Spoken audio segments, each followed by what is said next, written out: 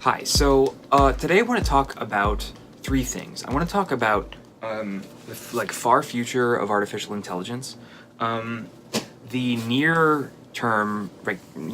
now reality of artificial intelligence, and then this tweet. It's not a tweet. It's a Facebook post about Twitter that I think sort of helps us fuse that world. That's a lot of things. Let's get started. Okay, so first, there's an increasing, necessary literature around the far future of artificial intelligence and how incredibly intelligent machines are going to radically change the economic landscape and maybe even society itself.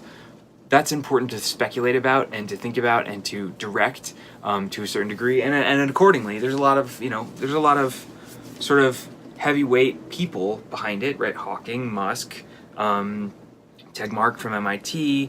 There's some I don't know, big deal people who are talking about it, and that's a good thing because we need to be thinking about it. But there's also a here and now reality of artificial intelligence, and that's the the unjust distribution of access to artificial intelligence and the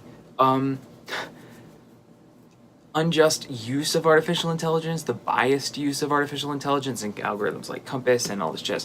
That's being investigated by other people. So Safiya Emoji Noble's algorithms of oppression, and Virginia Eubank's automating inequality, and to a certain extent Cathy O'Neill's weapons of mass destruction. There's a lot of current work being done about the problems of AI as it stands directly in front of us.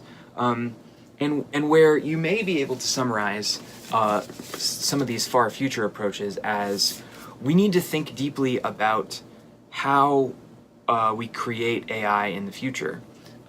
These could be summarized as the AI that we have already created is already causing problems that need to be solved right now. And that's what brings me to this this Facebook post. So anonymized it, and it says this. It says, "Let me show you in one screen why I have given up."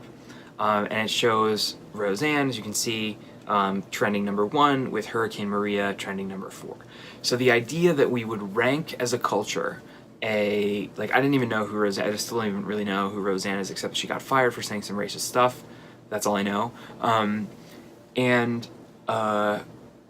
That we would rank that as more important than this new Harvard Hurricane Maria study, which very tragically has pointed out that the government statistics on how many people died in Hurricane Maria are inaccurate, and that the death toll is higher than we think.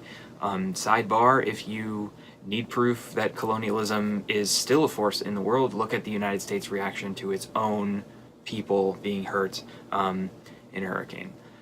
Anyway, so I bring this up because it functions as an example for me of how current AI, i.e. Twitter's algorithm, is causing problems that are unjust. There's certain things that deserve more attention, but they aren't getting the attention that they need out of algorithms, and that's for a very specific reason. And that reason is it's money. It's money. Noble points out pretty well that Google is not an information company, it's an advertising company. These companies, their role is to serve advertisements to people, their role is to sell data, their role is to make money off of our attention. And so the algorithms are optimized not for any kind of concept of justice or ethics or social good. The algorithms are optimized for how do we get people to stay on our site longer so that we can steal more of their data so that we can sell it to advertisers. I'm sorry, not steal data. How do we keep people how do we get people addicted so that they willingly give us their data so that we can sell it to advertisers? That's a here and now problem. So here's my here's my proposal. The far future questions of how we regulate AI are going to depend on the here and now questions of how we regulate the dumber AIs that we have in front of us right now. we don't know, we can't really know if generalized artificial intelligence in the far future can rewrite itself and undo everything that we do to make it happen. But what I think is true is sort of analogous to the fact that my body acts as if it needs oxygen because my cells all individually need oxygen. A far future GAI built of ethically minded, smaller AIs, dumber, more specialized AIs, has a higher probability of being more just than one that we build sort of from scratch, if that makes sense. So this video is getting a little longer than I intended, so here's what I want to do. I want to wrap quickly up with a concept, which is that in the past we had antitrust laws for corporations that got too big. We realized that there was a reason.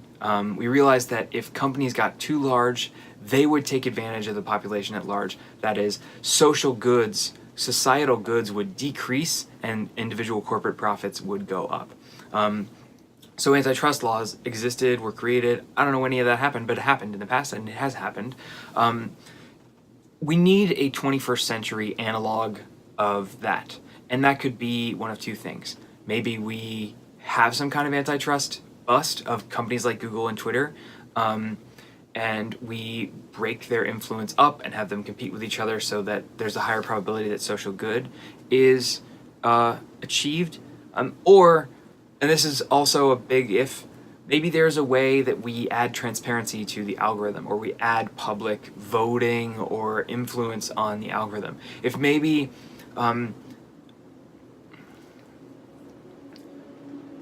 because right now, what gets chosen to be trending is based on a reinforcement, a feedback loop.